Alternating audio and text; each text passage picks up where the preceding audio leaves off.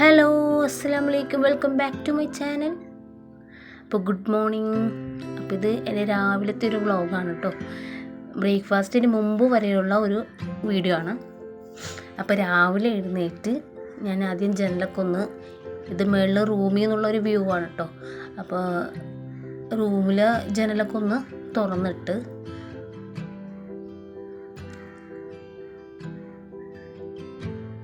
ചില ടൈമിന് ധൃതിക്ക് എഴുന്നേറ്റ് പോരുമ്പോൾ ചിലപ്പോൾ ജനലൊക്കെ തുറന്നിടാൻ മറക്കും.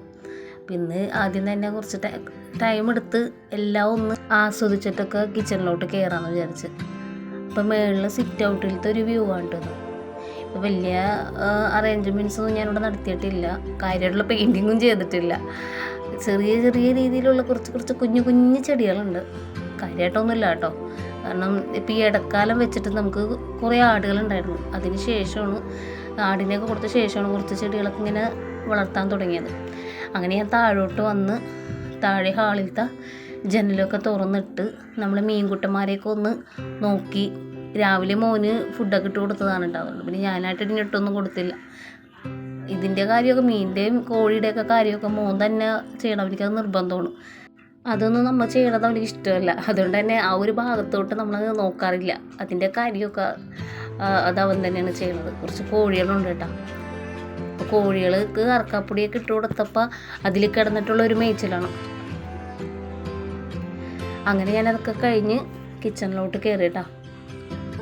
അങ്ങനെ കിച്ചണിലെ ജനലും കൂടി ഒന്ന് തുറന്നിട്ട് പിന്നെ ക്ലീനിങ് ഒക്കെ ഞാൻ കിച്ചണിൽ കയറിയ ടൈമിൽ തന്നെ അതൊക്കെ ചെയ്തു കേട്ടോ. പക്ഷെ അത് വീഡിയോ എടുത്തില്ല. അങ്ങനെ രാത്രി തിളപ്പിച്ച് വെച്ച വെള്ളത്തിൻ്റെ ആ പാത്രമൊക്കെ എടുത്ത് മാറ്റി. ഇനി നമുക്ക് ചായയൊക്കെ വെക്കാം.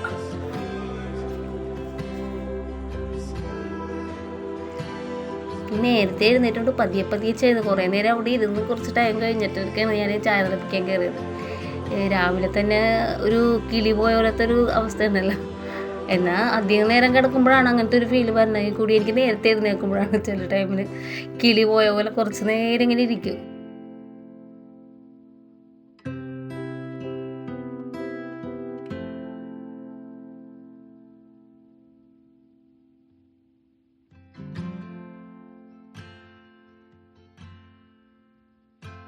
രാവിലെ എഴുന്നേറ്റ് ഹസ്ബൻഡ് പോയി കടിയൊക്കെ മേടിച്ചിട്ടുണ്ടായിരുന്നു കേട്ടോ. അതിനുശേഷം അത് കൊണ്ടുവന്ന് വെച്ച ശേഷം പിന്നെ മീൻ മേടിക്കാനായിട്ട് ബീച്ചിലോട്ട് പോയി. അപ്പോൾ കടികളൊക്കെ ഞാൻ കാസറോളിലാക്കി വെച്ചിട്ടുണ്ട്. അപ്പോൾ ഞാൻ 2 ഏലക്കയും കൂടി കുത്തിയെടുത്ത് അതും കൂടി ചായയിലോട്ട് ഇട്ട് കൊടുത്തിട്ടുണ്ട്.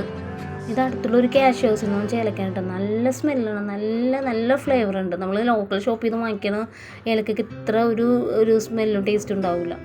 മുമ്പൊക്കെ ഞാൻ എപ്പോഴും ഇലക്കിയിട്ടുള്ള ചായയാണ് കുടിക്കുന്നത്. പിന്നെ ഇപ്പോൾ ഞാനിപ്പോൾ കുറച്ച് ഗ്യാപ്പ് ഇട്ട് എപ്പോഴും കുടിക്കുമ്പോൾ ഒരു മടുപ്പ് പോലെ.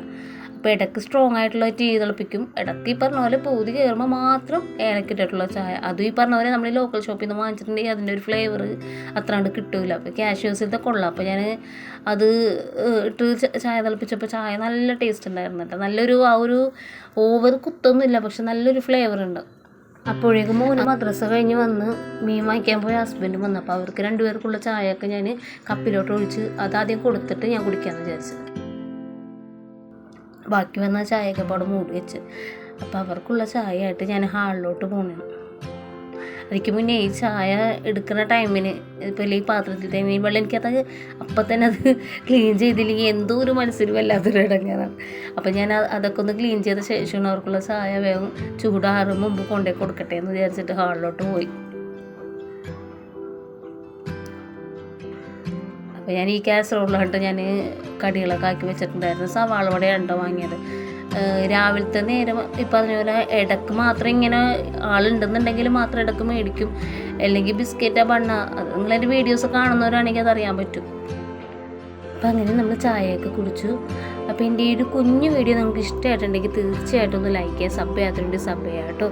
അപ്പോൾ നമുക്ക് നെക്സ്റ്റ് വീഡിയോയിൽ കാണാം. Okay, by.